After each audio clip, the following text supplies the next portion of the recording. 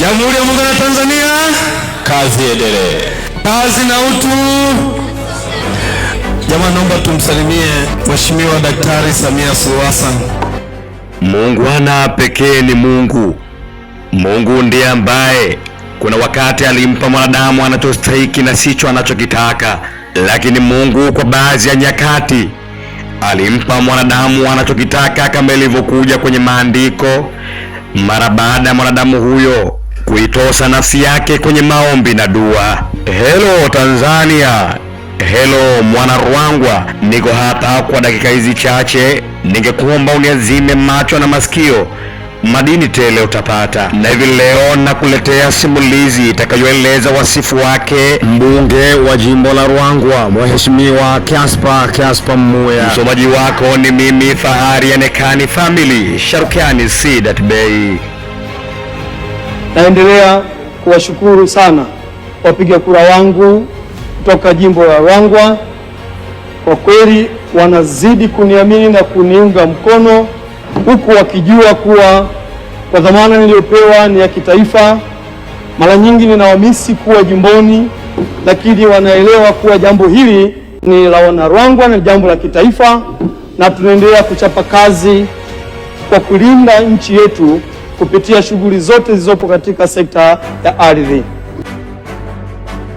Mheshimiwa Kaspa Mmuya alizaliwa mkoani Lindi, wilayani Ruangwa, katika kata ya Malolo, kijiji cha Nangumbu, mnamo tarehe 18 mwezi Oktoba mwaka 1975, na baba yake mzazi hufahamika kwa jina la Kaspar Suleiman Mmuya, ambaye amefariki dunia mnamo mwaka 2019. Na baba huyu enzi za uhai wake amewahi kuhudumu kama mwenyekiti wa CCM wilaya ya Ruangwa. Na mama yake mzazi hutambulikwa, jina lake ni Atanasia Niklaus Kambona. Mheshimiwa Kaspa Mmuya ni mwanasiasa na mtumishi wa umma wa Tanzania ambaye amewahi kushika nyadhifa mbalimbali za juu serikalini kabla ya kuingia katika siasa za uchaguzi. Anajulikana zaidi kwa utumishi wake katika sekretarieti ya serikali, ofisi ya waziri mkuu na wizara ya mambo ya ndani ya nchi. Wacha kidogo ni kurudisha nyuma ya historia na mwanzo wa safari yake ya kielimu ilipoanza. Elimu yake ya msingi aliipata Lindi Mpilipili, na elimu yake ya sekondari aliipata Namupa Seminari, na kidato cha sita alihitimu mwaka 1996 katika seminari ya hapo Namupa mkoani Lindi. Kisha baada ya hapo aliendelea na elimu za ngazi ya juu mpaka aliporudi kuanza kuitumikia jamii. Kama vile aliendelea na masomo ya upadri katika seminari kuu ya Peramiho na kupata diploma ya falsafa mwaka 1999. Kisha baada ya hapo alijiunga na chuo kikuu cha Dar es Salaam na kuhitimu shahada ya sayansi ya ualimu mwaka 2003. Mwamba huyu wa kuishia hapo tu, kisha baadaye alisoma diploma ya utawala na usimamizi wa elimu mwaka 2006 katika chuo cha Land University nchini Sweden. Mnamo mwaka 2008 alihitimu shahada ya uzamili, yani masters ya sayansi na mazingira katika chuo kikuu kilichopo jijini Dar es Salaam. Lakini vile vile Mheshimiwa Kaspar Mmuya kajipatia elimu na maarifa ya kitaaluma kupitia kozi mbalimbali, ikiwemo kozi ya ufundishaji wa sayansi kutoka nchini Kenya mnamo mwaka 2007. Lakini pia Mheshimiwa alipata shahada nyingine ya uzamili katika usimamizi wa biashara kutoka chuo kikuu cha Mzumbe mwaka 2018.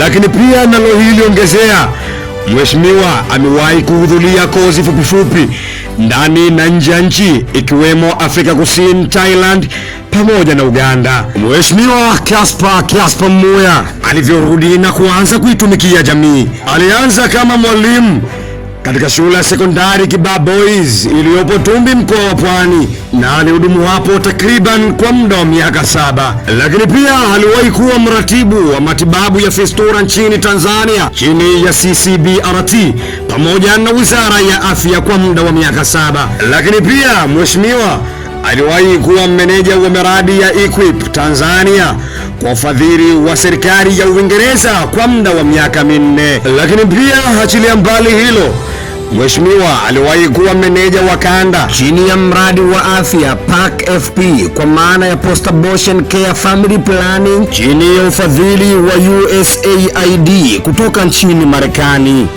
Tunavyomzungumzia Mheshimiwa Gaspar Muya wa jana, tutamzungumzia kwa mfumo wa maneno wasemayo vijana ya kwamba alikuwa akiwaza future tu. Safari yake ya elimu, alikuwa akikusanya elimu nyingi kwa ajili ya kuitumikia jamii. Mara kadhaa huwa kuna kauli nikieleza, na hii ndio imeleta tafsiri halisi kwa Mheshimiwa Gaspar Muya. Mara kadhaa nimesikika nikisema kuwa hutakiwi kuziota ndoto zako, bali unatakiwa kuishi katika ndoto zako, na usiseme uko tayari kufa kwa ajili ya familia yako, isipokuwa unatakiwa kusema uko tayari kufanikiwa kwa ajili ya familia yako.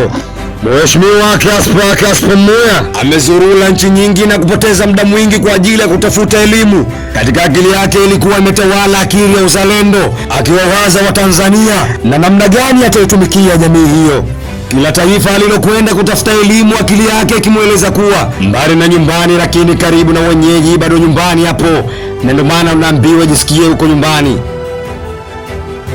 Ama kwa hakika Mheshimiwa Gaspar Muya, uwezo wake wa kusimamia jamii ulimsukuma katika nafasi kubwa zaidi serikalini. Moja ya teuzi alizoteuliwa, ilisikika kauli ya Rais wa Jamhuri ya Muungano wa Tanzania Samia Suluhu Hassan akisema kuwa Wizara ya Ardhi, Nyumba na Maendeleo ya Makazi, waziri ni Mheshimiwa Dr. Leonard Douglas Akwilapo na naibu waziri ni Mheshimiwa Gaspar Muya.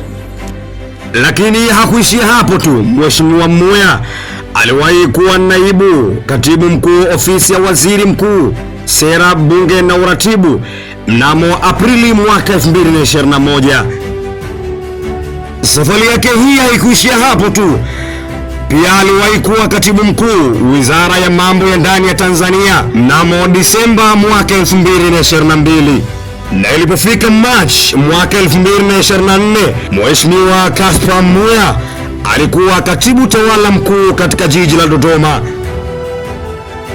Miaka ilizidi kwenda na future ikaamua, mpaka ilipofika mwaka 2025 ilisikika kauli ya baba kipenzi cha Wanaruangwa, Mheshimiwa Majaliwa Kassim Majaliwa, ya kwamba hakitangaza kutogombea tena wilayani hapo.